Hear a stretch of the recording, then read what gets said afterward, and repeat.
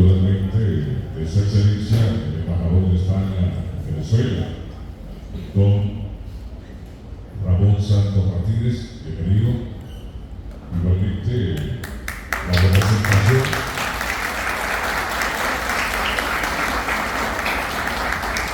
de nuestra diócesis acá en Puerto Cabello, en la persona de los sacerdotes Willis Azuaje y César Palavicini, bienvenidos también.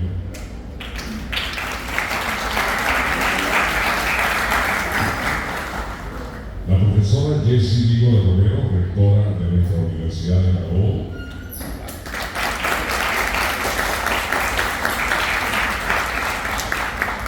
La profesora Gilbert de Franco, decana de la Facultad de Ciencias de Educación de la Universidad de Carabobo.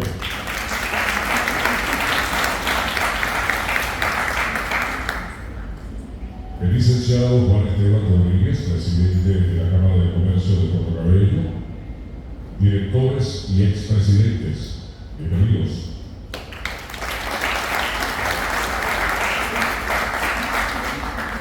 Bienvenido el licenciado Jorge Aroca, primer vicepresidente de Cámaras Carabobo.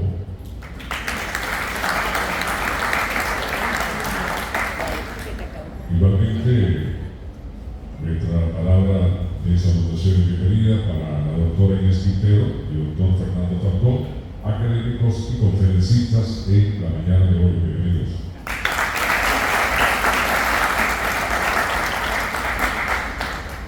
A los ilustres señores académicos de la Academia de la Historia del Estado de Carabobo, que hoy nos acompañan también, bienvenidos. Igualmente, el doctor Carlos Hernández Delfino, presidente de la Fundación Bancaribe. Bienvenido.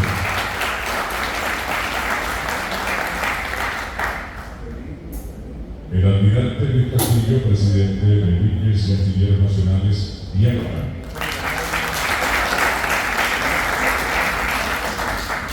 Saludamos las distintas representaciones de las instituciones educativas representadas en este caso por la extensión de Escuela de Medicina de la Universidad de Carabobo, UNIPAD, ICUAN y demás instituciones. Bienvenidos también.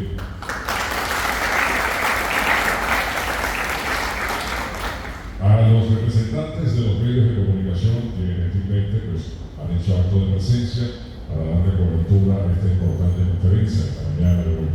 A todos ustedes, damas y caballeros, señoras y señores, bienvenidos. Nuestras palabras de salutación muy cordial y de agradecimiento obviamente por la presencia en esta importante cita que hoy nos convoca acá a este auditorio tan importante como es la centenaria Cámara de Comercio de nuestra ciudad cordial Honor Puerto Cabello. 200 años de la toma de Puerto Cabello, sellada la independencia de Venezuela con la batalla de Carabobo, hecho este que tuvo lugar el 24 de julio de 1821 y librada la batalla naval del lago de Maracaibo, en la cual los patriotas derrotaron a la escuadra española, suceso acaecido el 24 de julio de 1823, Puerto Cabello se convierte en el último bastión de la corona española en tierra venezolana. La toma de Puerto Cabello entonces no puede entenderse como una celebración local, sino más bien regional y nacional. Desde esta perspectiva, le corresponde a Carabobo no solo el honor de que en su territorio se haya sellado la independencia, sino también que se haya puesto punto final a la guerra de independencia en tierra patria. Razón que ha movido a la Academia de Historia del Estado de Carabobo, junto con la Universidad de Carabobo y la Cámara de Comercio de Puerto Cabello y muchas otras instituciones, asociaciones y fuerzas vivas de la ciudad, a celebrar por todo lo alto y como se merece este bicentenario de nuestra ciudad y sobre todo de este momento tan particular y significativamente histórico para Venezuela y el mundo.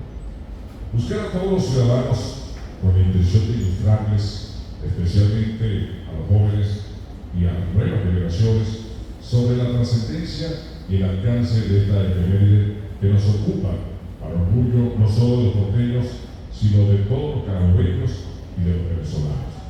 Ha sido, sin lugar a dudas, una razón de un nutrido programa conmemorativo que se viene desarrollando desde el pasado mes de julio y del cual el evento de hoy, de esta mañana, constituye uno de los más significativos dentro de esta vasta programación. Señoras y señores, sean bienvenidos. Nuevamente ratificamos la palabra de salutación a cada uno de ustedes a este extraordinario evento patrocinado por la Embajada de España en Venezuela, con la colaboración de la Academia Nacional de Historia, Academia de Historia del Estado de Carabobo, Universidad de Carabobo y Cámara de Comercio de Puerto Cabello. Seguidamente, palabras de bienvenida del presidente de la Cámara de Historia del Estado de Carabobo, doctor José Alfredo Sabatino Visorante.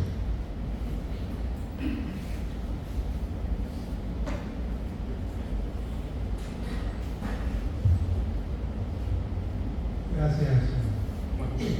Muy buenos días a todos y contentos de tenerlos acá presentes en la mañana de hoy en este evento tan significativo. Aunque Omar José los saludó a todos, es obligatorio para mí, no solamente por temas de protocolo, sino además por temas de agradecimiento, también hacer lo propio. Su Excelencia, el embajador de España en Venezuela, don Ramón Santos Martínez, bienvenido a Puerto Cabello.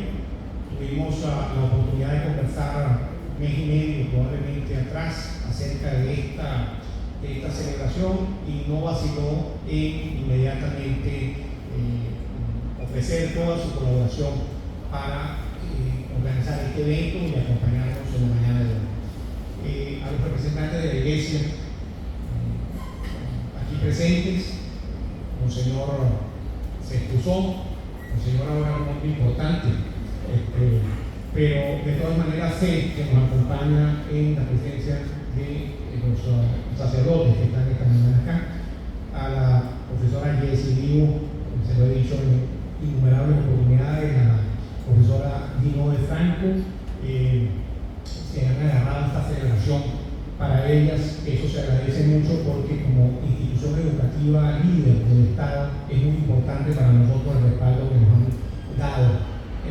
Al igual que celebro, porque estamos hablando de instituciones educativas, celebro también la presencia de las instituciones educativas UNIPAD, Juan y la extensión misma de la Escuela de Medicina de la Universidad de Carabobo en la mañana de hoy, a los estudiantes que veo acá presentes, porque una de las principales preocupaciones que desde la Academia de Historia hemos tenido ha sido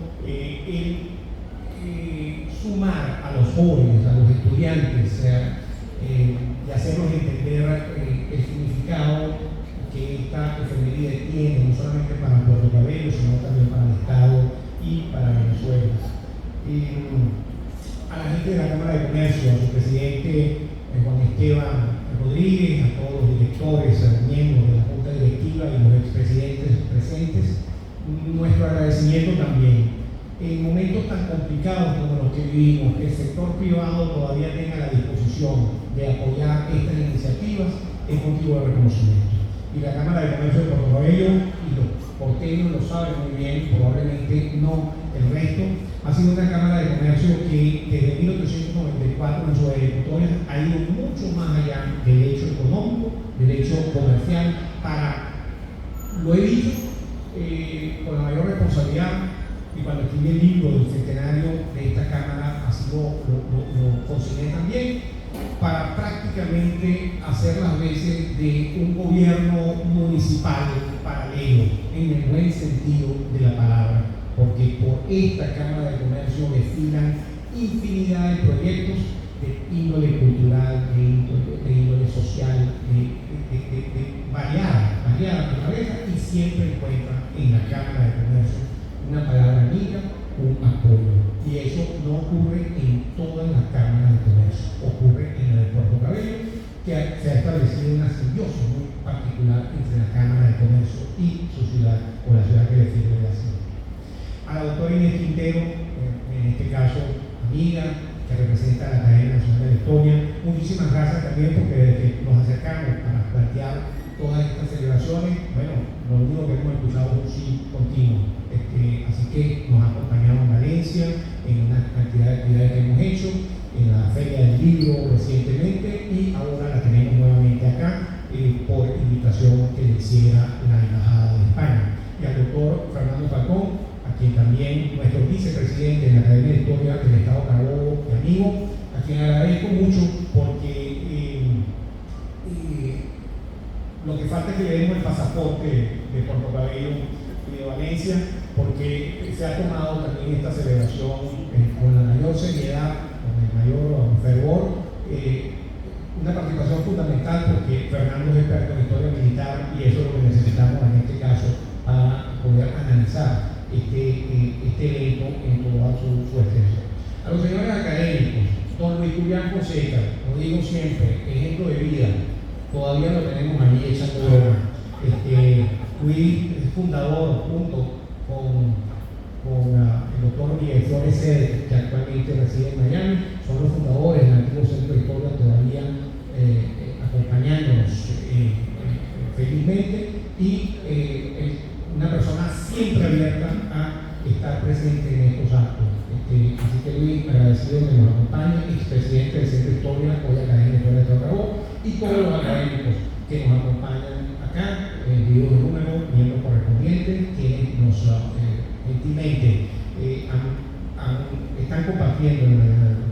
Al doctor Carlos Hernández Delfino, presidente de la Fundación Bancaribe, y en verdad a toda la Junta Directiva del Banco del Caribe. Hoy vamos a hacer un anuncio semioficial, y es que el Banco del Caribe, una vez más, extiende su mano su acción a Puerto Cabello, nos tiende su mano amiga, financiando dos proyectos muy importantes que la Academia de Historia del Estado Carabobo propuso, como son la elaboración de una maqueta de la toma para colocarla en el futuro Museo de Historia, y la construcción de un sistema de tokens para la señalización de toda la zona histórica, dos proyectos de envergadura que el Banco del Caribe va a financiar, y nos lo anunció ya tenemos firmado el convenio, estamos solamente haciendo los arreglos finales con la gobernación del Estado de Carabobo para que eso se pueda ejecutar en el más corto periodo, esperemos que dentro del mes de noviembre, o por lo menos antes de que termine el año. Así que Carlos, agradecido por toda la colaboración, porque Carlos Hernández ha agarrado eso para él, ha hecho todo lo humanamente posible para poder materializar eso, que implica una cantidad de formalidades que no tienen idea, para poder contribuir de manera significativa con esta celebración bicentenaria. Y finalmente el almirante Luis Castillo, presidente de una institución pública de gran importancia para Puerto Cabello como es Bianca, en espera de mejores tiempos. Almirante, es lo que todos queremos, y esperemos que así sea, porque es una empresa muy importante para la ciudad, por la conexión naval que ha tenido, y también como generadora de empleo. Así que agradezco mucho su asistencia, y como siempre ocurre en estas cosas, cuando uno empieza a nombrar personas, con toda seguridad incurre en omisiones, espero que sepan disculpar. Muy breve, porque aquí los protagonistas son hoy el embajador de España, la doctora Inés Quintero y el doctor Fernando Falcón, porque nos vienen a ilustrar sobre el alcance de esta celebración. Yo solamente quiero insistir en qué es lo que nos ha movido a nosotros a organizar todo esto desde el mes de junio. Y cuando digo nosotros, por supuesto que hablamos de la Academia de Historia del Estado Carabobo, la Cámara de Comercio de Puerto Cabello y la Universidad de Carabobo como instituciones que están al frente, pero que no pierdan de vista que haya sido un esfuerzo colectivo de muchísima gente como Valores Humanos, Valores Porteños, gente como la Asociación de Escritores de Carabobo, la Academia Nacional de la Historia nos ha ayudado, instituciones públicas también nos han ayudado, la Alcaldía de Puerto Cabello a través del Instituto Municipal de Cultura, a través del Teatro Municipal de Puerto Cabello, todos han de una u otra manera contribuido en mayor o menor grado a poder darle forma a esta programación, que no es casualidad que empezó en junio, y empezó en junio de este año por una razón, porque nosotros estamos convencidos de que la independencia no es el 24 de junio, no es el 24 de julio, no es el 8 de noviembre. Nosotros estamos convencidos de que es un proceso, o fue un proceso virtuoso, que comenzó, tuvo su punto de inflexión en Carabobo, donde se sella la independencia, donde dio un paso muy importante en Maracaibo, con la batalla naval del Lago, pero donde tiene punto final en Puerto Cabello, en la toma de Puerto Cabello. Y por eso es que hemos insistido que esto no es una celebración de Puerto Cabello, esto es una celebración de Carabobo y debe ser una celebración de Venezuela. Y por eso es que nos agrada en extremo, embajador, la presencia de la embajada como patrocinador de este evento, porque hemos tratado de hacerle entender a los porteños de que esto no es una efeméride de ellos, no es la partida de nacimiento de Puerto Cabello, es el hecho que marca el fin de la guerra de independencia en tierra patria y que nos permite a los carabobeños orgullosamente decir que todos propiedad, no solamente en nuestro territorio se selló la independencia, sino que también se puso punto final a la guerra de independencia. Y eso en estos tiempos, algunos me dirán probablemente romántico, eso en estos tiempos tiene muchos significados, porque nosotros necesitamos hablar de cosas buenas, nosotros necesitamos poner en el tapete cosas buenas, cosas que nos eleven la autoestima y cosas que nos hagan sentir orgullosos de ser carabobeños, de ser venezolanos. Y esta celebración creo que es una muy buena cosa. Así que en la mañana de hoy tenemos una oportunidad de excepción de escuchar tanto al doctor Fernando Falcón desde el punto de vista militar como a la doctora Inés Quintero desde el punto de vista macro, ilustrarnos sobre el valor de esta efeméride, todo de la mano gracias al aporte de la Embajada de España en Venezuela, quienes han tenido patrocinar esto. Así que muchas gracias a todos por su presencia esta mañana.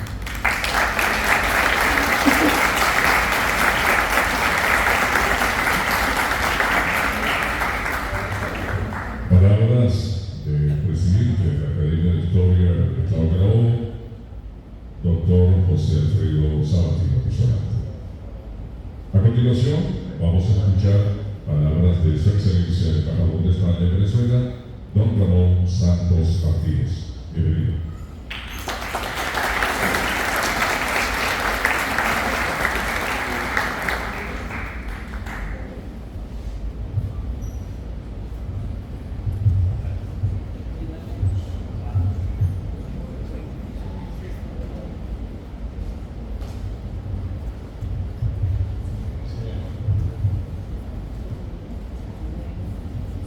Bueno, muy buenos días.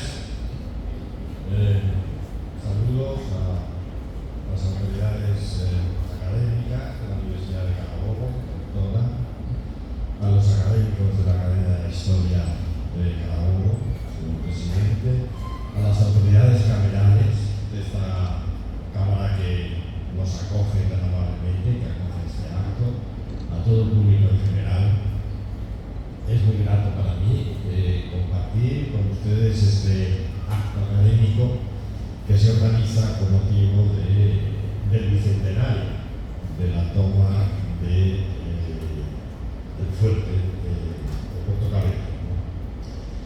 España se ha estado sumando desde el año 2009 a los festejos de los bicentenarios de las independencias, festejos que no terminarán hasta el año 2025 con las celebraciones de Bolivia y Uruguay.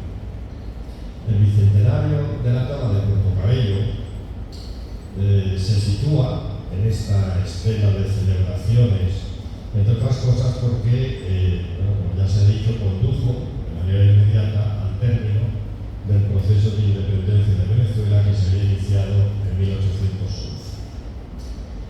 Cualquiera que sea el juicio sobre la presencia de España en América, los españoles no podemos desprendernos de lo americano, que es como nuestra segunda piel. América forma parte de nuestra identidad como españoles. Y a la inversa, creo que puede decirse lo mismo. América Latina tiene también una piel española, que puede ser la segunda, la tercera, la cuarta, la que sea, pero que forma parte inevitable del ser latinoamericano. Y sin embargo, a pesar de esta afinidad, las independencias condujeron a un distanciamiento grande entre las repúblicas americanas y España. Las nuevas repúblicas se orientaron hacia Francia, Inglaterra, Estados Unidos, y España se ensimismó, se retrajo, pareció olvidarse de su pasado inmediato para concentrarse primero en sus guerras civiles y en el tumultuoso curso político que marca 3/4 partes del siglo XIX español. Y después de eso se ensimismó en averiguar si era algo y qué era ese algo después de todo lo que había sido. La recomposición de las relaciones diplomáticas entre España y las nuevas repúblicas independientes se produce muchos años después y nos proporciona una buena idea del cataclismo que supuso para España la pérdida de ese imperio justamente cuando otras potencias europeas empezaban a construir el suyo. La metáfora de que el cisne emite su canto más bello cuando va a morir me parece que puede aplicarse a la relación entre España y la América entonces española. Las Cortes de Cádiz representan el mejor momento de la relación política entre España y los territorios americanos. La redacción de la Constitución de 1812 contó con la participación de 36 diputados venidos de América. Y esa Constitución declara en su artículo 5 que son españoles los habitantes de ambos hemisferios. Esos 36 diputados americanos habían llegado con instrucciones y gozaban, por tanto, de un poder de representación territorial. Conviene señalar que los diputados americanos, a pesar de sentirse oriundos de una patria natural común americana, habían solicitado tratamientos peculiares que correspondieran a cada uno de sus reinos de origen. Conviene recordar también que se dividieron entre serviles y liberales, igual que los peninsulares, y que sus opiniones políticas fueron tan variadas como las de los peninsulares. Pero ya entonces, desde 3 años antes, se había iniciado el ciclo de las independencias con el grito de Chuquisaca. Ya era tarde para mantener unos lazos que el centralismo de la España borbónica había hecho demasiado cerrados para los americanos. Y en un lapso de 15 años se producen y se consuman las independencias. Y luego, durante muchos años en silencio, la digestión de todo aquello que había pasado.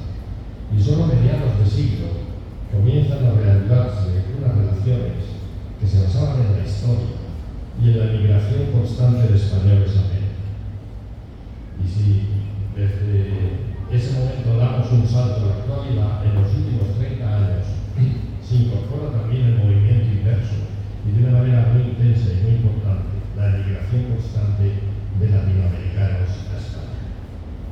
En el caso de Venezuela, las relaciones con España se inician en 1845, más de 20 años después de la independencia, con el Tratado de Paz y Amistad entre Venezuela y España, donde se reconoce a Venezuela como una nación independiente de la Corona de España y se establece la paz entre ambas naciones, incluyendo una amnistía general y completa para todos los ciudadanos de la República de Venezuela y los españoles, sin excepción alguna. Esa relación, que se inicia a mediados del siglo XIX, toma un nuevo y diferente impulso desde principios del XX con la nueva migración española. Es una población diferente. Si la independencia de la República deja venezolanos y españoles de clases altas y medias en Venezuela, que mantienen lazos comerciales y familiares con la península, ahora serán decenas de miles de españoles en situación precaria que van a buscar una vida mejor en Venezuela.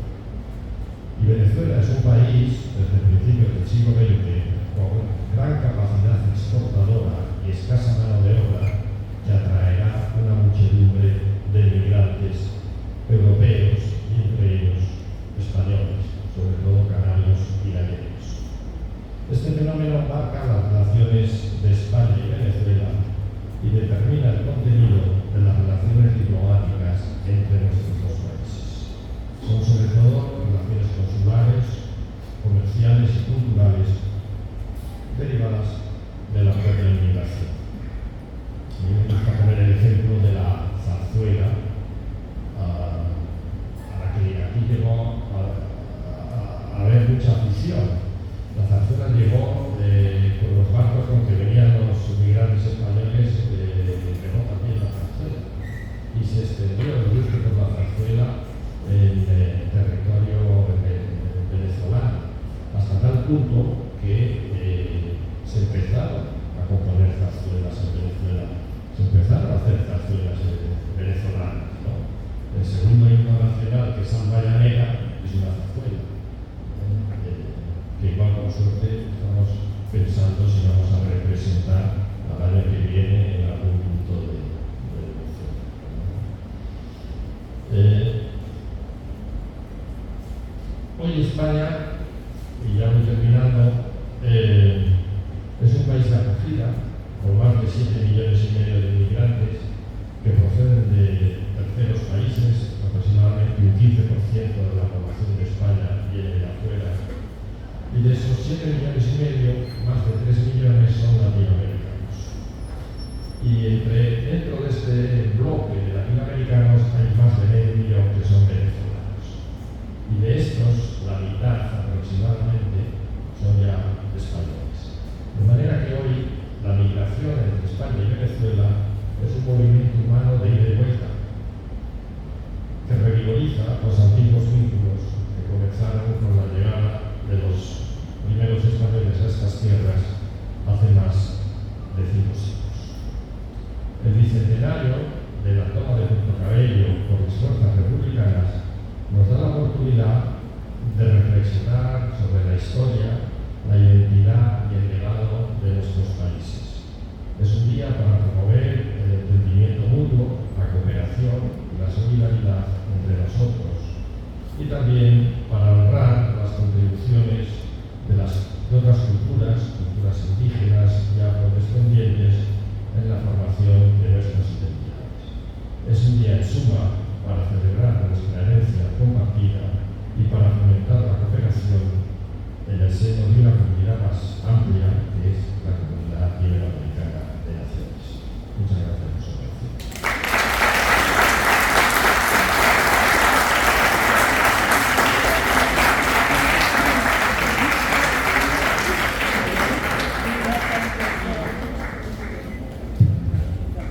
Ilustrativas, sin lugar a dudas, las palabras de su excelencia el embajador de España en Venezuela, don Ramón Santos Martínez. Muchísimas gracias. A continuación, la exposición del historiador doctor Fernando Falcón, vicepresidente de la Academia de Historia del Estado de Carabobo, quien nos va a disertar sobre la charla Análisis Militar de la toma de la Plaza Fuerte acá en Puerto Cabello.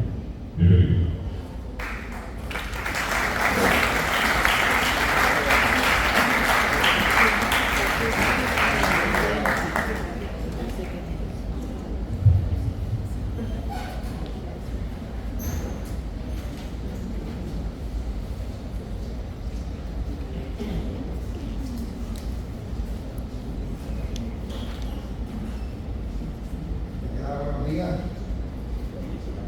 Muchísimas gracias a todas las personas presentes. Agradezco la autoridad académica de la Universidad de Carabobo en encabezar con su magnífica rectora, la profesora Jessie Diego de Comer, presidente de la Cámara de Comercio de Puerto Cabello, a mi presidente y compañero de la Academia de Historia,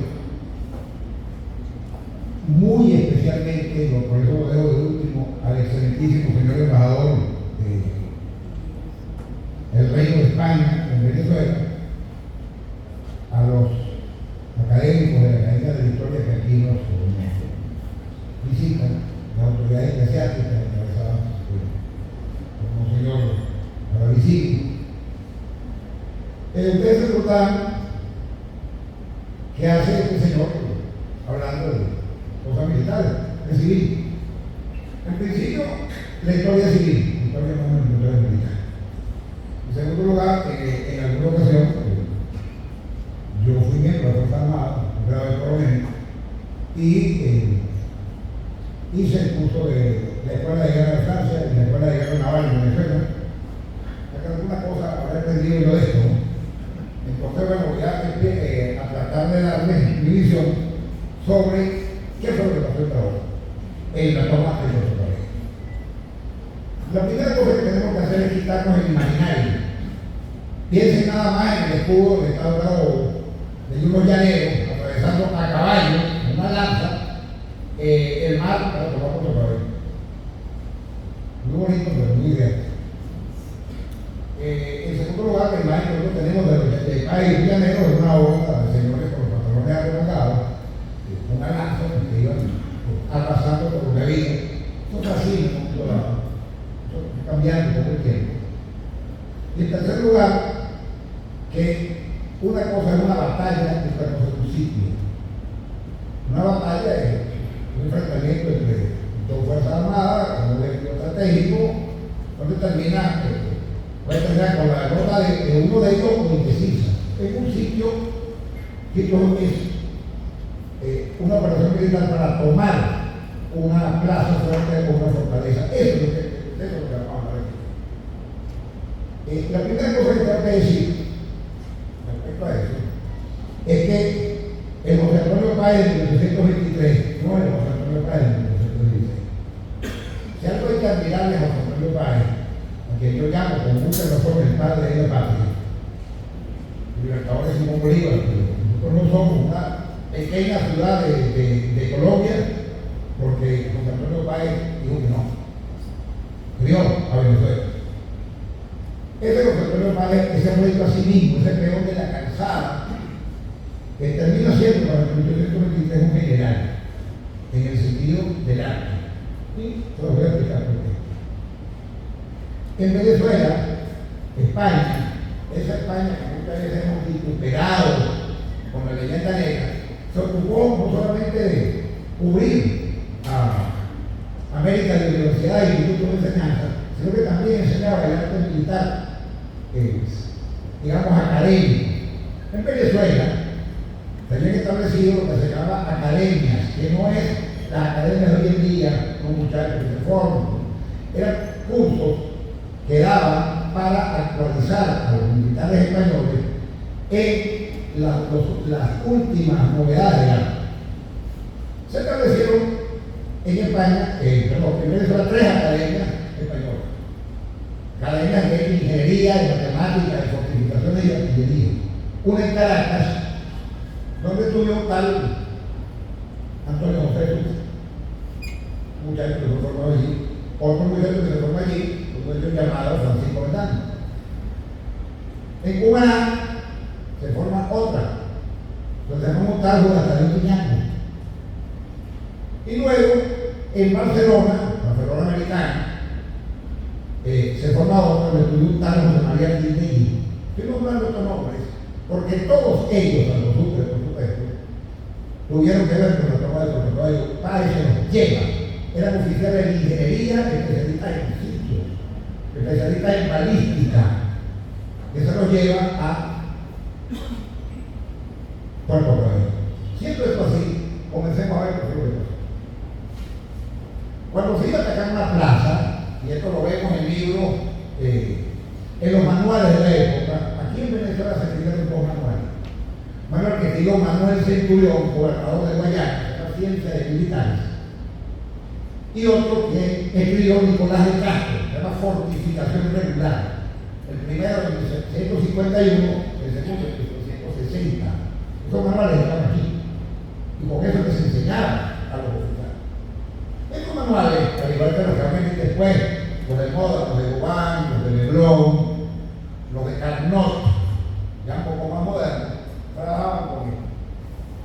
La La primera cosa que se hacía era el reconocimiento de la zona. Estoy hablando ya de cómo se trabajaba. En segundo lugar, se establecía la línea de circunvalación. ¿Qué era la línea de circunvalación? Era una línea exterior para impedir que la plaza fuera auxiliada por otra fuerza. Y se hacía una línea de contravalación para impedir que los sitiados, los que estaban encerrados, salieran. Luego se ubicaba la batería de artillería, se procedía al bloqueo marítimo y finalmente al asalto. Aquí está la fase. Del 23 al 30 de septiembre se hace el reconocimiento. Llegamos a Antonio Páez, con el pequeño fuerza. Dos compañeros de una parte y una de la zona norte y hace el reconocimiento de la zona, de toda la zona que va desde Colorata hasta el Palito, incluyendo, por supuesto, San Esteban, todo el viejo camino a Valencia, etc. Y luego se utiliza una unidad de dragones. Los dragones eran una cosa mezclada, se llamaban dragones porque iban a caballo pero disparaban. Un poco de la época, soy ya no decir, para mantener la línea de comunicaciones, que es la línea donde venía la comida, donde venía la munición, la ropa, la medicina, etc.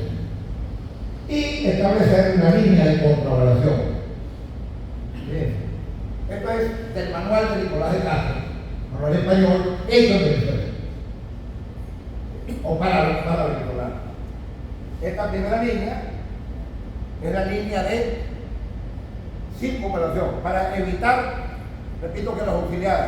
Esta segunda línea es la línea de contravalación, para evitar que los que estaban aquí salieran. ¿Qué va a ocurrir? Que no se va a colocar línea de circunvalación, porque ya el único puesto que queda en manos de los españoles, de España, que es Puerto Cabello, ya no hay posibilidad que nadie los auxilie. Entonces no se colocó línea de circunvalación, trabajó solo con línea de contravalación. Se inician los trabajos en el Trincherón, el 1 de octubre, se refuerza la línea. Luego se establecen las baterías en el pleno de la línea San Luis, muy al oeste del Trincherón, y el cementerio. El cementerio no es el que nosotros conocemos ahora, el viejo cementerio. Es un cementerio que estaba ubicado en el centro de la ciudad, donde está la calle de los Pocos. Alrededor de allí hubo un cementerio. Allí es donde se coloca la batería y se establece esta línea. Fíjense, acá tiene la batería de San Luis, perdón, aquí está el Trincherón, aquí está el Polvorín, y aquí está la batería que se coloca primero, y esto que está aquí es Paso Real, donde estaba la vieja alcabala. Gracias. ¿Dónde está la vieja alcabala, que es el camino que iba al Palito? Aquí está el puesto de comando del barrio. Efectivamente, se van estableciendo las baterías poco a poco. Las baterías son los cañones, ¿okay? Cañones o buses o morteros. Diferencia, rápido para que entiendan. El cañón dispara en línea recta, el bus en semicurva y el mortero en curva completa. Un poco para que vean los tres tipos de armas que se utilizaban. Se ubica la batería y fíjense, hay dos salidas enemigas. Calzada ordena dos salidas a ver si se rompe el cerco y se destruye el cerco. Entonces, ¿qué ocurre el 13 de octubre? Luego se ubica la batería de Santa Bárbara y se intenta saltar la Casa Fuerte, ya van a ver ustedes las fortificaciones, el 14 de octubre. Ustedes se preguntarán, ¿por qué nada de esto está narrado por el maestro Andújar González? Porque el maestro Andújar González, que más descanse, ojalá estuviese aquí, no tuvo acceso a la documentación que se descubrió recientemente, donde apareció el boletín número 1. Por eso que no habla nada de este boletín, simplemente no lo podía saber. El trabajo que hicimos en la Academia de Historia de Carabobo, el doctor José Sabatino Pisolante y yo, con un equipo de investigadores en el que está Luis López, Jorge Arroca, etc., logramos identificar algunos documentos nuevos que cambian un poco lo que habíamos, lo que se creía de Puerto Cabello. Fíjense, Aquí se establece la línea. Ahí están las 5 baterías de la que habla Páez, en línea completa. Frente, ustedes observan acá, esa parte que está acá, donde está la batería de la Princesa, es lo que hoy en día es la catedral. Si van un poco más acá del teatro municipal, está la puerta de la estacada. Y la parte que está pegada acá, donde hay una especie de parque de diversiones, es la batería del Príncipe. Luego, hacia el final, este es el muro. El muro recorre más o menos lo que hoy en día es el malecón, pero por la parte interior. El malecón hoy en día está acá y el muro está aquí. Aquí está la batería del Corito, que queda cerca de la capitanía del puerto. Y un poco más acá, donde hay unos agentes aduanales, más o menos en esta zona, estaba la batería de la Constitución, acá, muy cerca de la plaza donde está el monumento a Miranda, pero muy cerca. Y el muelle estaba ubicado más o menos en esta zona. Son un poco para que vean, porque fíjense dónde pasa el manglar, lo que hoy en día es la calle Antoine. Un poco para que nos situemos dónde que estaban las cosas. Porque ustedes muchas veces caminan, por ejemplo, padre, su iglesia era una batería de artillería. Estaba allí. Hoy en día es una iglesia. Entonces, esto ha estado muy intervenido y un poco, cuando se va caminando, que entendamos dónde estaban las cosas. Bien, ¿cómo se hacían los asaltos? ¿Cómo se asaltaba una plaza? Por brecha, abrir, tumbar una pared o tumbar una fortaleza y entrar. Por escala, lo han visto en las películas, una escalera y se subía. O por sorpresa. Eran las 3 maneras de hacerlo. Páez, obviamente, ya el 2 de noviembre, se da cuenta que el 2 de noviembre, una semana antes, se da cuenta que la plaza solo se puede tomar por sorpresa porque ante las intimaciones de rendición que le ha hecho a Calzada pues muy castellanamente dice, yo no me rindo, ni de ver como español de resistir hasta el final, no hay arreglo, pero bueno, se toma la decisión. Ahora, ¿cómo se hace la operación?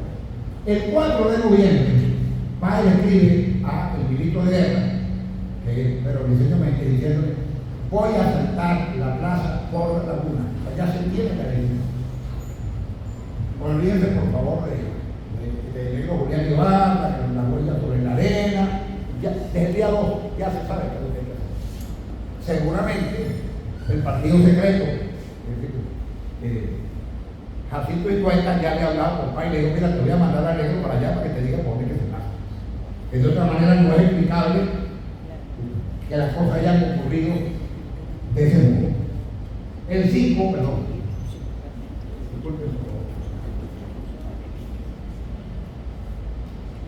El 5 se hace el reconocimiento, se decide la infiltración, un ataque secundario terrestre y un ataque secundario naval. Los 3 simultáneos, coordinados con toque de corneta. Todos llevaban cornetas, todas las fuerzas llevaban cornetas. ¿Cómo lo sabemos? Se descubrió en el Archivo Nacional de Bogotá la lista de todos y cada uno de las personas, desde generales hasta simples soldados que participaron en la toma. Ya lo sabemos. Y en todas las unidades aparecen cornetas. Por lo tanto, la señal ha tenido que ser necesariamente acústica. Bien.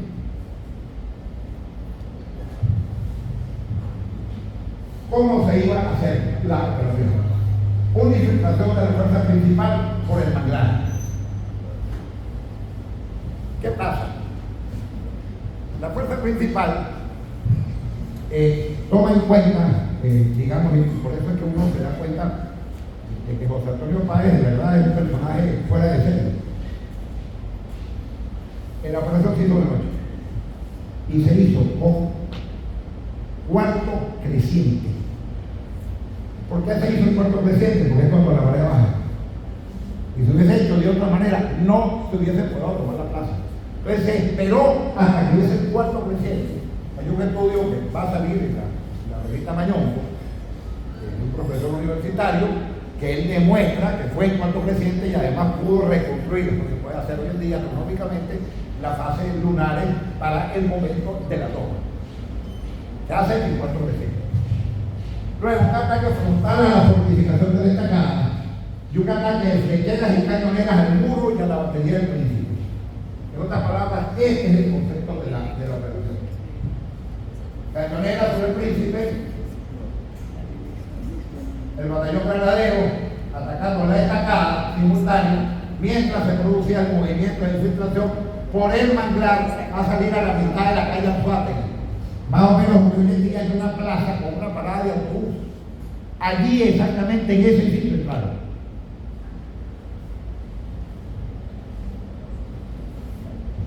Bueno, aquí tenemos el cuadro de Castillo, como era, lamentablemente muy deteriorado. Fíjense, tenemos aquí el puesto de mando de Páez.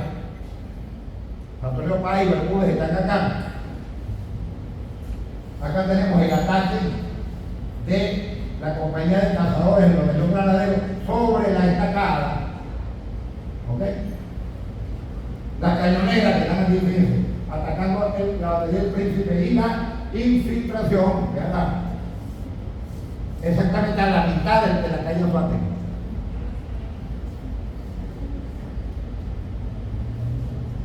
¿Cómo se hace la operación? El ataque principal presentó compañías y 50 lanceros a los rebates frontales. O sea, aquí. Aquí y aquí. 25 lanceros a la puerta de la estacada.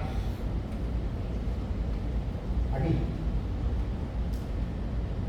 Una compañía a la batería Constitución, a la batería Constitución. Aquí. Otra al Morito, aquí, y otra al Muelle, aquí. Fíjense que el castillo tiene nada que ver. Lo que se toma es la plaza, no se toma el castillo, no se toma nunca. Y aquí tenemos la operación en desarrollo. Entonces, el ataque simultáneo, cuando llegan acá, una fuerza va, toma el príncipe, la princesa, perdón, otra toma el príncipe, aquí cae el prisionero Calzada.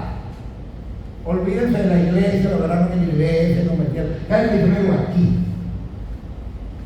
Se toma la puerta de esta calle y el resto de la fuerza termina de tomar la plaza. Esto se hace entre las 2:30 de la mañana y las 4 de la mañana. A las 4 de la mañana todo ha terminado. A las 6 de la mañana entra Páez, está por aquí, como lo oyeron. Entra Páez por la puerta de la estacada y recibe los prisioneros. ¿Qué ha ocurrido? El coronel Manuel de Carrera y Colina, coriano, de Santana de Coro, venezolano, el llevaba en el ejército español, se va al castillo. Se va al castillo y recibe el castillo a las 8 de la mañana del día 8. Páez me dice: mire, la plaza está tomada. Es simplemente absurdo que ustedes sigan resistiendo, no tiene ningún sentido que usted resista. Ríndase. Y empiezan las negociaciones, de las que me voy a referir, donde termina 2 días después,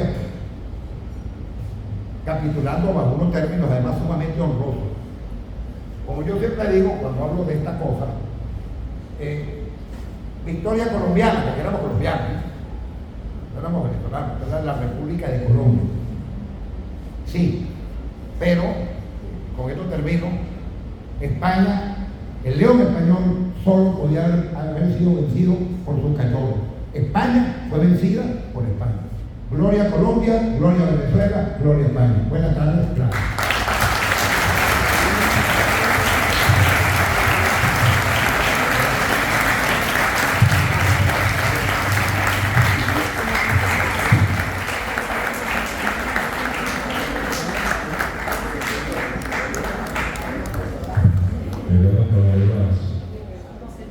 El doctor Fernando Bajón, vicepresidente de la Academia de Historia del Estado de Carabobo, y por supuesto acaba de presentar esta tan descriptiva e ilustrativa disertación.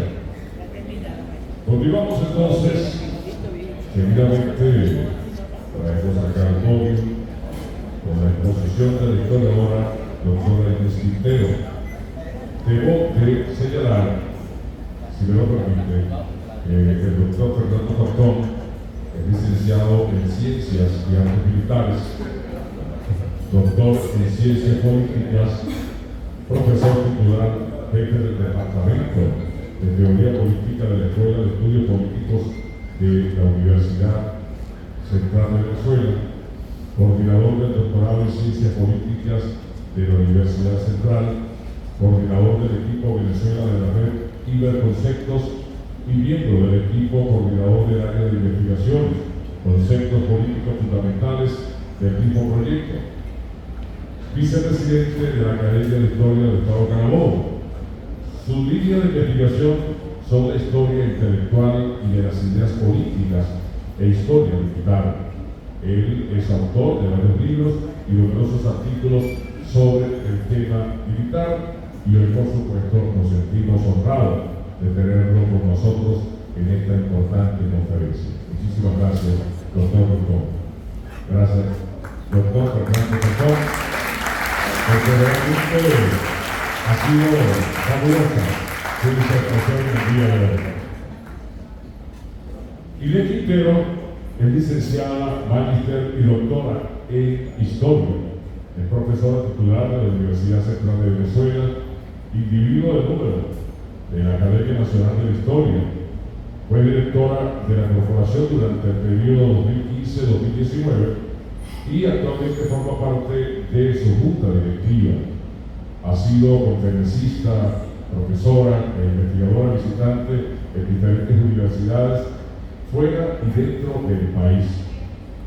Obtuvo una beca Fulbright para realizar investigaciones en la Biblioteca del Congreso en Washington en 1992.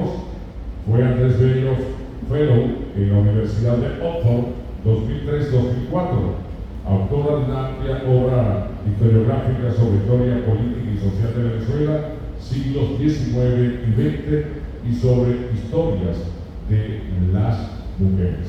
Señoras y señores, doctora Inés Quintero.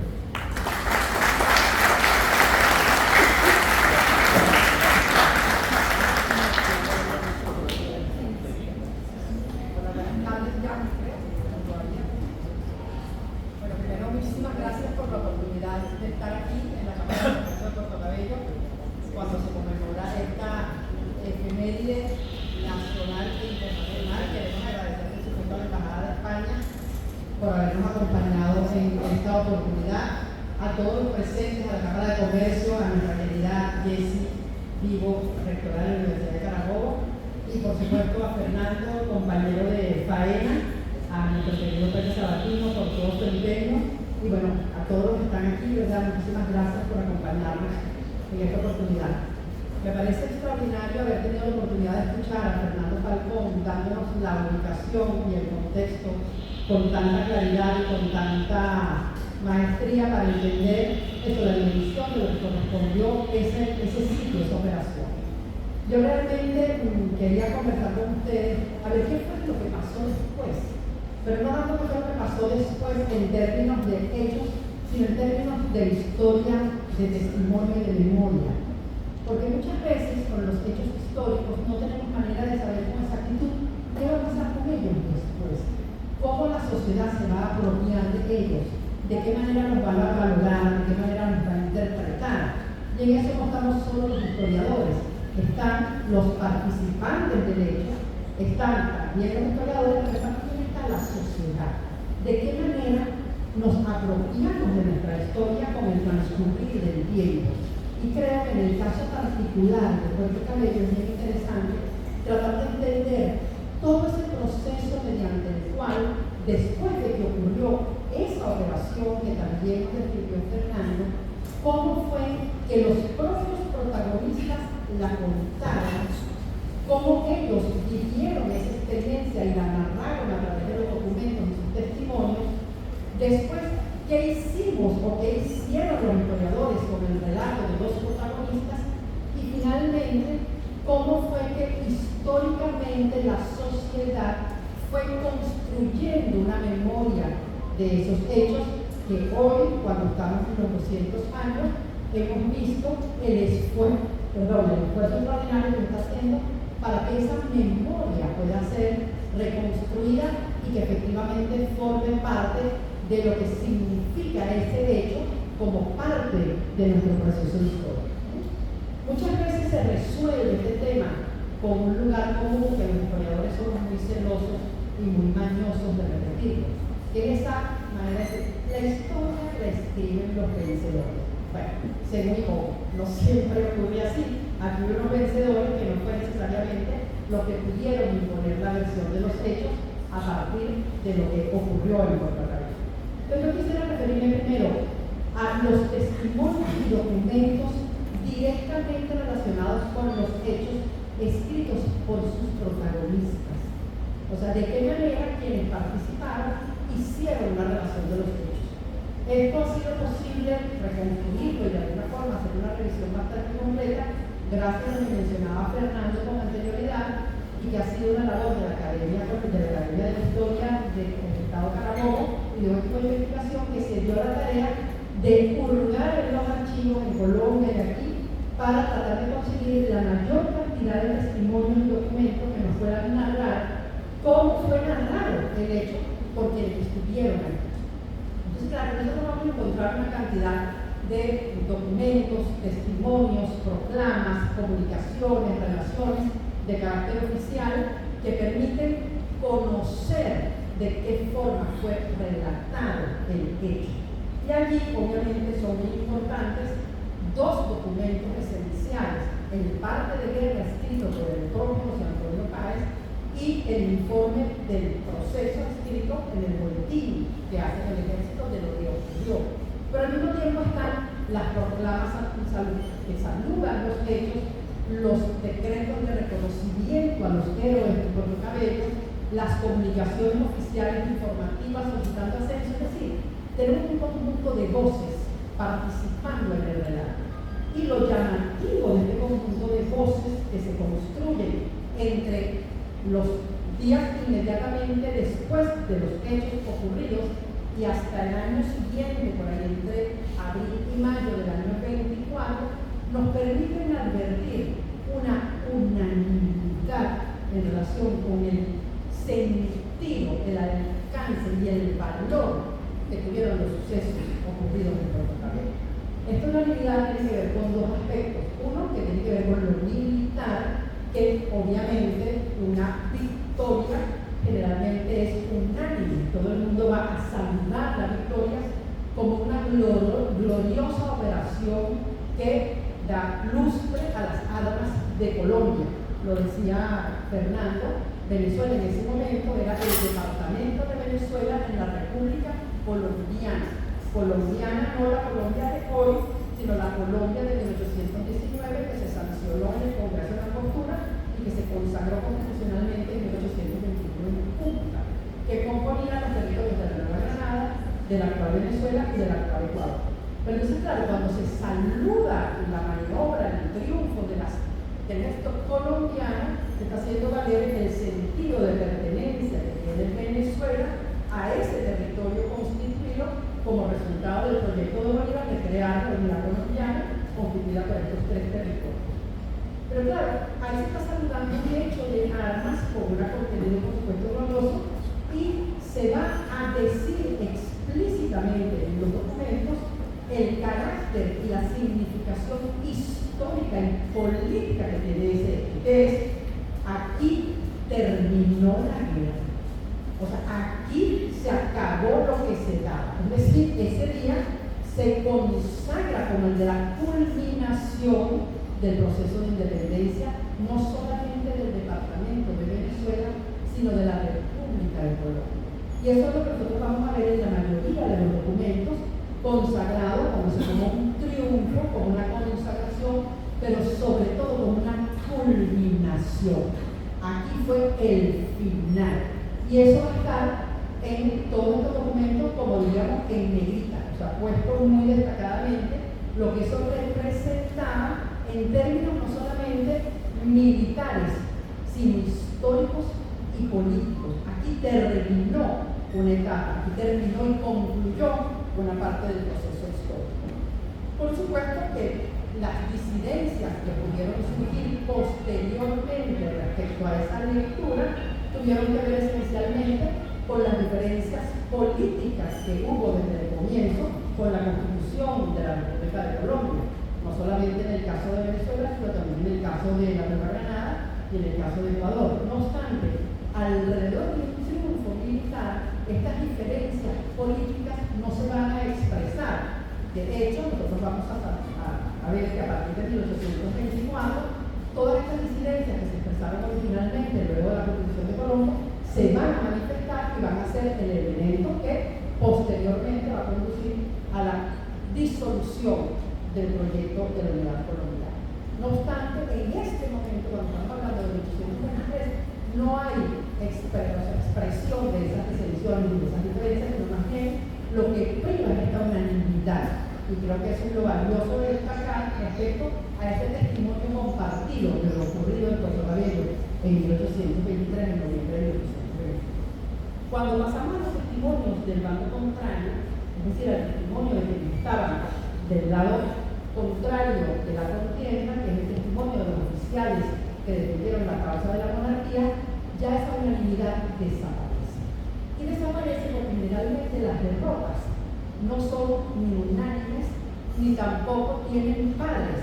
Las derrotas más bien son muy huérfanas. Nadie quiere cargar con el muerto de la derrota.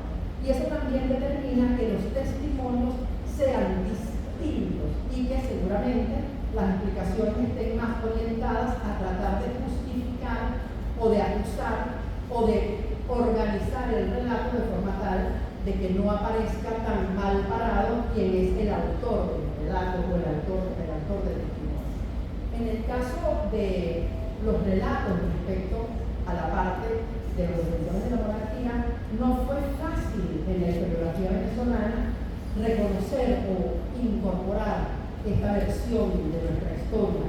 O sea, la historia se construyó para la afirmación de la nación y por lo tanto excluyó el relato del contrato. Fue muy tardíamente cuando la historiografía venezolana incorporó al discurso de la construcción histórica de la independencia los relatos de los adversarios. Eso se empezó a hacer ya en el contexto de las historiografías profesionales, independientemente de que existieran, no fueron valorados como una parte valiosa de la construcción histórica de nuestra independencia. No obstante, hubo importantes relatos por parte de los actores que tuvieron en su disposición de defender la causa de la monarquía, que exteriorizaron, manifestaron, valoraron, hicieron un juicio coetáneo de los hechos en los cuales les tocó participar. Están las memorias de los Heredia, está por supuesto las memorias de Coliprat, están las memorias de los militares de Manuel Cajigal, incluso de Francisco Tomás Morales. No obstante, para el caso particular de Puerto Cabello, como se trata de una última acción, muchas de estas memorias, de estos testimonios no incorporaron este hecho porque estaba fuera del ámbito temporal del relato que ellos elaboraron en su momento. Uno de los principales testimonios que hay en el documento que escribe Sebastián de la Calzada es precisamente quien nos mostraba Fernando, que fue tomado prisionero en el contexto de la toma de Puerto Cabello. Y de la Calzada simplemente se va a limitar a expresar muy escuetamente por fin cayó Puerto Cabello. Es decir, algo que era inminente, que era inevitable, que estaba en la jugada política de lo que estaba ocurriendo, y esa comunicación se la dirige a la Borde, a Ángel Laborde, que había sido anteriormente capitán o comandante de la Plaza Fuerte de Puerto Cabello. Y posteriormente va a haber otras manifestaciones muy breves, pero que no dan cuenta del hecho en sí, sino del contexto en el que ocurren estos sucesos. Va a haber una nota de prensa que se publica en el periódico de Venezuela que hace conocer el impacto que tuvo la llegada de los jefes militares que habían estado en Puerto Cabello cuando llegaron a Cuba, porque en el arreglo que se hizo, el honroso arreglo que se hizo de capitulación, se acordó que todos los oficiales y soldados fuesen trasladados a Cuba. Pero hay un elemento que interviene en este proceso de disensión y de lecturas distintas en relación con los protagonistas que formaban parte del partido de la monarquía. que es que en ese contexto, en ese momento lo hablaba el embajador cuando hacía relación a la situación política de España, hablaba de las Cortes de Cádiz y también posteriormente de lo que significó el gobierno liberal, que se extendió del 20 al 23. Pues bueno, justamente cuando estaba ocurriendo este episodio de Puerto Cabello, ya había caído el gobierno liberal y en la península había una profunda tensión política como consecuencia de la derrota de los liberales y del ascenso nuevamente de Fernando VII al trono.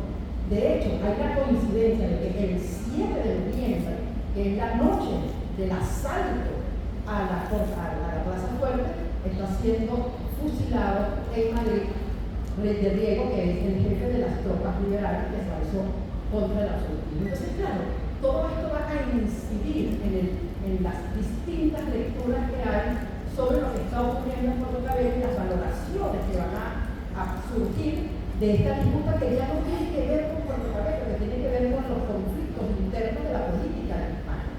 Y también tiene como antecedente el asalto, bueno, la batalla naval del Drago, que había dividido también a muchos de estos protagonistas. Estuvo Morales, estuvo de la Calzada y estuvo Laborde, y entre ellos también hubo diferencias importantes respecto a la manera en que se abordó y se resolvió el caso de Maracaibo, que también fue una derrota, por lo tanto, como derrota, tuvo versiones encontradas. De forma tal que si vamos a hacer la comparación, podemos entonces ver la unanimidad de la victoria y las diferencias y disensiones de quienes se vieron derrotados en el campo, en el caso de Puerto Cabello. Entonces, claro, esta diversidad de lecturas, que como yo digo, todavía está incompleta y seguramente habrá manera de completarla, le decíamos al embajador con anterioridad que los archivos españoles están independientes de la Calzada y seguramente es un expediente, seguramente podremos completarla con nuevas investigaciones. Pero de ese contexto de lo que significan los testimonios directos, pasamos a los historiadores. Y en el caso de los historiadores llama la atención que una de las principales historias que se escriben muy tempranamente sobre la independencia en Hispanoamérica y sobre el caso particular de Puerto Cabello, le escribe precisamente un autor español que se llama Mariano de Torrente, que es el autor de la historia de la Revolución Hispanoamericana. Y esa obra se escribe en 1829. Es decir, han transcurrido apenas 6 años del asalto a Puerto Cabello. Y Mariano de Torrente, que por supuesto es un defensor de la monarquía, que escribe su obra en 1829, va a hacer una valoración de los sucesos ocurridos en Puerto Cabello, haciendo ver esta diversidad de posiciones y también tomando en consideración lo que había sido las tensiones producto de la crisis política que se vivía en España y de qué manera eso incidió finalmente en lo que había sido el desenlace de Puerto Cabello. De hecho, su manera de expresarlo textualmente es en términos bastante ponderados. Lo que va a decir Mariano de Torrente en su libro La historia de la revolución en Hispanoamérica es: de este modo sucumbió el último recinto de Venezuela en que se abrigaba todavía la autoridad real. O sea, más elegante que vos. Claro, después de esta obra de Torrente, que curiosamente jamás ha sido reimpresa ni reeditada ni en España ni en América, solamente existe la edición de 1829 y por suerte, gracias a las maravillas del internet, no la puede ver en pantalla. Pero después de esta obra de Torrente surgen las versiones de nuestros historiadores, es decir, de los historiadores que escriben sobre esa historia en Venezuela y en Colombia, que son la obra de Montenegro y Colón, la obra de Rafael María Baral y la obra de José Manuel Restelo. De nuevo, nosotros vamos a ver aquí en el relato historiográfico una unanimidad en relación con los hechos de Puerto Cabello. O sea, todos van a valorar lo sucedido en Puerto Cabello de forma tal de darle el alcance histórico que tuvo, pero todos mencionan por igual la importancia y significación de la batalla de Carabobo.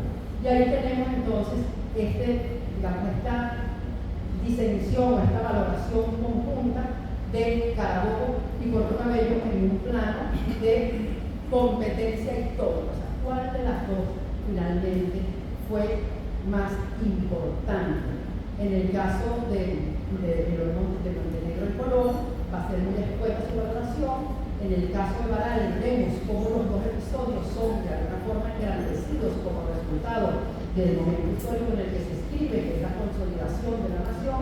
Y en el caso de Restrepo, cuya obra es más tardía, también vamos a ver eso como una manera de entenderlo como la culminación de un proceso.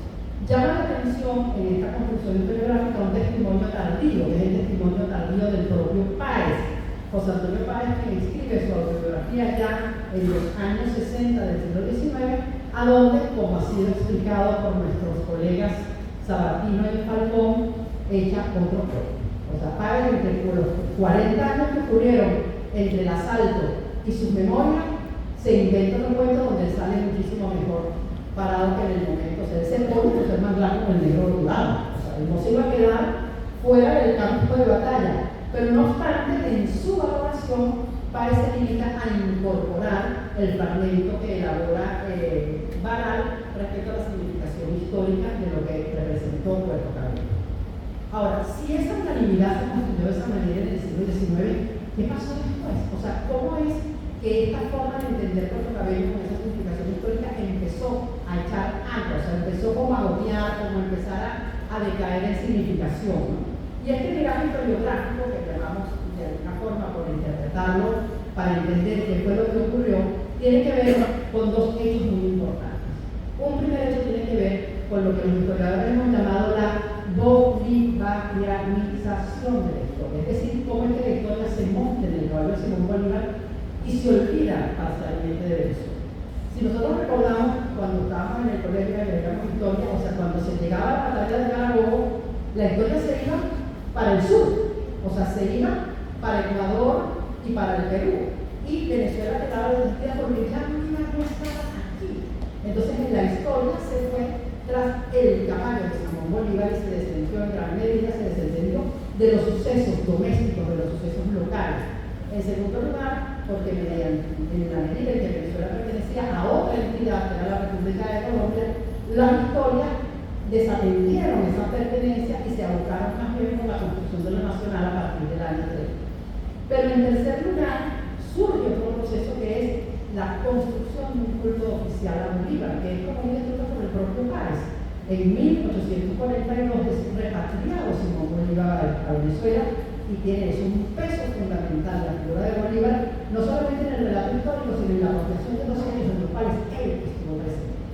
Pero también había que agregar que entra en desgracia el pobre José Antonio Páez. A partir de 1846, Páez es derrotado, es sometido a prisión, es expulsado de Venezuela y por lo tanto ya su presencia, su figuración, su protagonismo empieza a menguar en el relato historiográfico, acompañado por supuesto de lo que fue el éxito y la fortaleza del culto a Bolívar, el culto a Bolívar que se va a exacerbar durante el siglo XIX como consecuencia de la figura de Antonio Guzmán Blanco, que se apropia de Bolívar para hacerse ver como el continuador de la gesta heroica y va de alguna forma sustituyéndose esa unanimidad por la mengua historiográfica del valor histórico de Puerto Cabello, sustituido y se va imponiendo el caso de Carabobo como el fin de la guerra, como la culminación de la epopeya libertaria.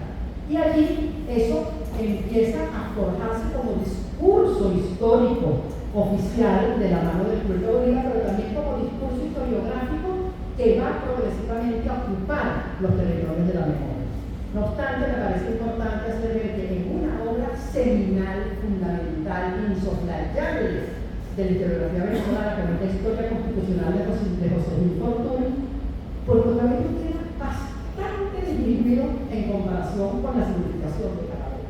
Pero queda disminuido en otras cosas porque se le pasa factura a Páez ya desde ese momento por haber sido un hombre dedicado mucho más a sus proyectos políticos que a la grandeza nacional.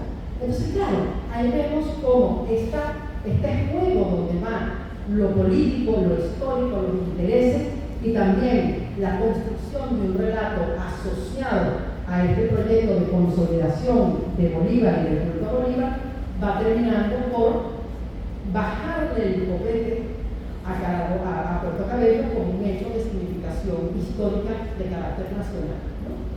Ahora, si la historiografía policía se fue tras el caballo de Bolívar, la memoria también. Cuando me refiero a la memoria es de qué manera nos apropiamos de esos hechos y se entran, o sea, yo hablo de la memoria como el disco duro de la sociedad.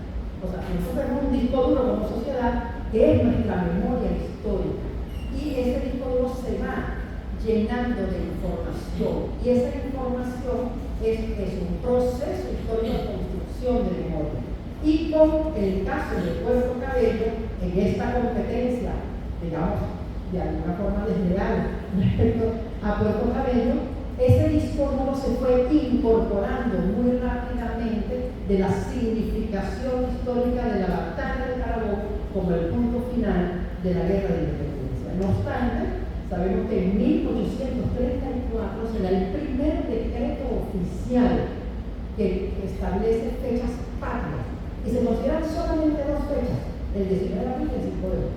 Allí no hay batallas ni épica que se incorpore al proceso de construcción de memoria. No obstante, muy progresivamente, y ya más bien en el siglo XX, se van a empezar a construir las conmemoraciones y las valoraciones de estas fechas.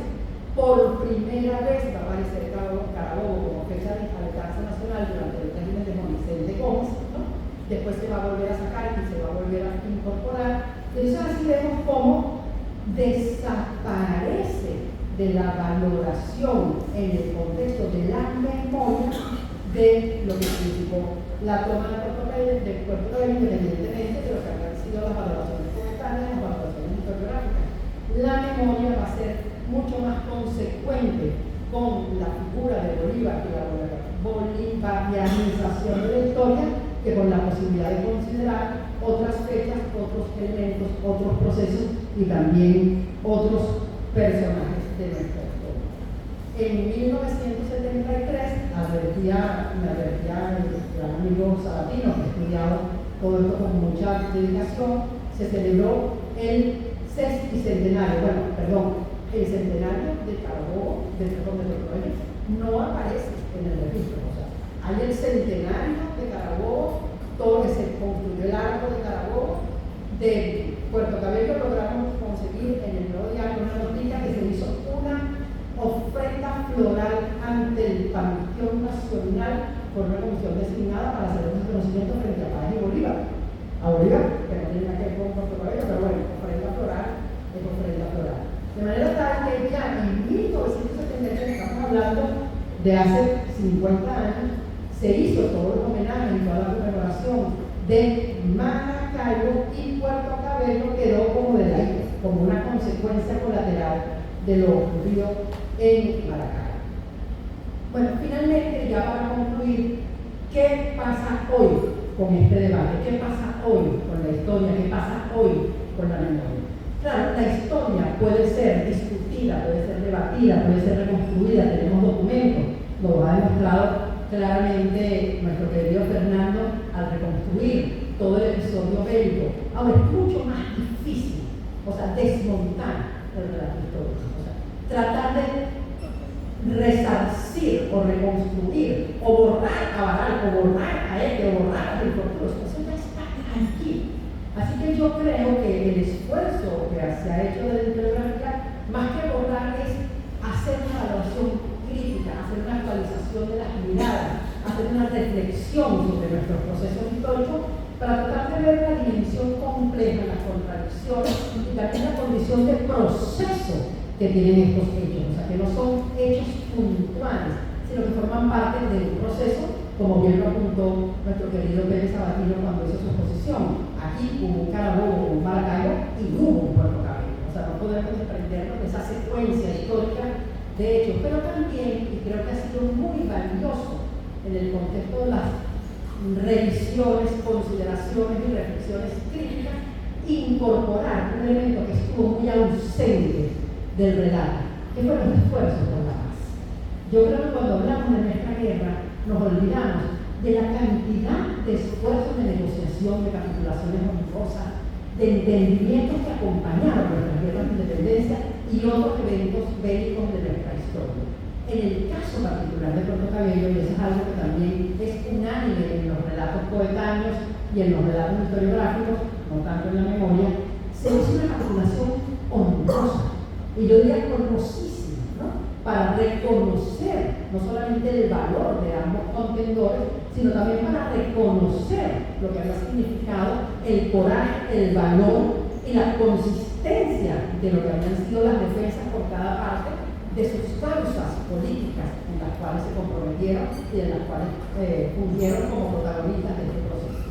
Yo creo verdaderamente que a la luz de estos 200 años, mucho más que tratar de insistir en un debate de quién fue más importante, es hacer valer la significación, la comprensión, la valoración y la apropiación de nuestros procesos históricos en función de entender también que hemos sido una sociedad que ha hecho valer sus procesos históricos. Estamos haciendo un esfuerzo, como lo comentó Sabatino, por crear esos puntos de memoria para que cuando la gente venga para acá sepa a dónde está parada y sepa cuál fue la significación de eso. Pero creo que más allá de todos estos esfuerzos que son valiosos, que son importantes, creo que lo más importante es que esta conmemoración en la cual nos encontramos, que son los 200 años de este asalto, sea una oportunidad, y me parece por eso tan valioso la presencia del embajador de España, la presencia de las universidades, la presencia de los estudiantes, la presencia de los comerciantes,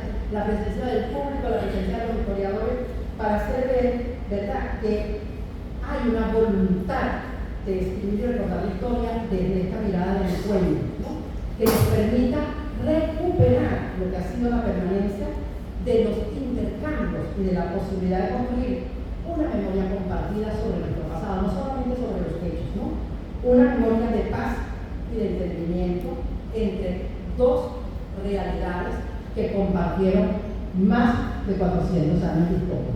Así que yo saludo la posibilidad de encontrarnos en la historia para construir eso, una mirada compartida de nuestro pasado que nos permita ir hacia adelante en función de eso, de saber que somos parte de un mismo proceso histórico y de una misma memoria. Así que muchísimas gracias.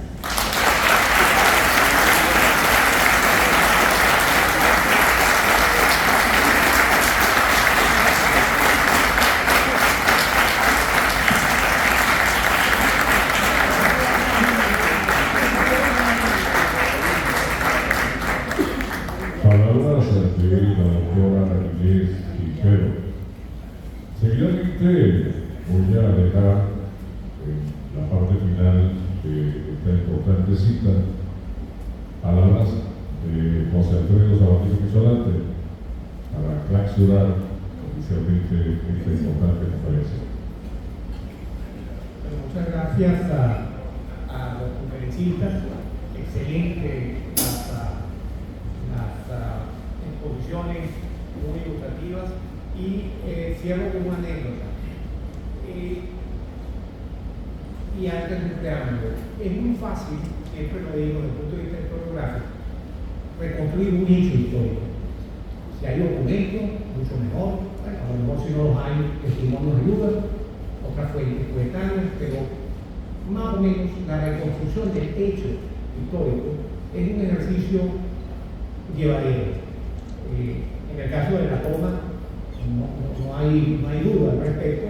La exposición de Fernando nos ayudó muchísimo, los documentos ayudan, pero el problema, como decía ahorita Inés, es la interpretación del hecho histórico. Porque ahí es donde entran esas apetencias personales y no es la misma la visión del materialismo histórico que el que puede tener el capitalista, que el que puede tener el pobre, que el que puede tener el rico. Y por eso tenemos una diversidad de testimonios y la inteligencia del investigador, pero no del investigador, de todos nosotros, saber que hay esa diversidad, lo que nos obliga a leer todo y por supuesto luego sacar nuestras propias conclusiones. Pero al final es imposible. Y el mensaje que decía en el cierre Inés tiene mucho que ver con esta anécdota. Usted habla con un maracucho y en Maracaibo se selló la independencia. Usted habla con un porteño y en Puerto Cabello se selló la independencia. Y si habla con un valenciano le dirá que en Carabobo se selló la independencia. Así que no vamos a ponernos de acuerdo. Pero es que eso no es lo relevante. Porque lo relevante al final del día es entender que cada uno de esos momentos históricos fueron consecuencia de algo y son complementos de algo. Si así lo entendemos, entonces cada uno de esos eventos tiene un peso específico y darle ese peso específico a esos eventos significa no solamente ser consecuentes con la verdad histórica, sino además un ejercicio de respeto hacia cada protagonista de ese hecho histórico. Y eso es lo que hemos querido, de una otra manera, vender a lo largo de toda esta celebración, y creo que las dos charlas de hoy día, teniendo como preámbulo las palabras del embajador, lo han dejado muy claro. Y cierro con esta anécdota. Hace unos meses atrás hubo aquí la Asamblea Anual de Comercio, y yo provoqué con mis palabras respecto de la toma a los maracuchos, que tenían una muy buena representación, porque dije que Puerto Cabello en la toma había tenido lugar el fin de la guerra de independencia.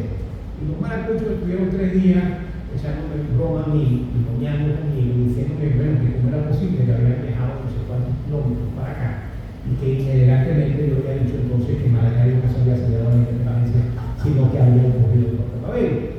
Y luego de 3 días de muchas chanzas, etc., escuché la conclusión más brillante que me puede dar un amigo en maracucho, porque a los 3 días me dijo, ven acá, así como hablamos por aquí. Yo estuve pensando en lo que tú le dijiste, y yo creo que tienes razón. Yo creo que el asunto terminó en Puerto Cabello, pero los 500 tipos, eso con lo que pasó el señor Julián por ahí, era maracucho.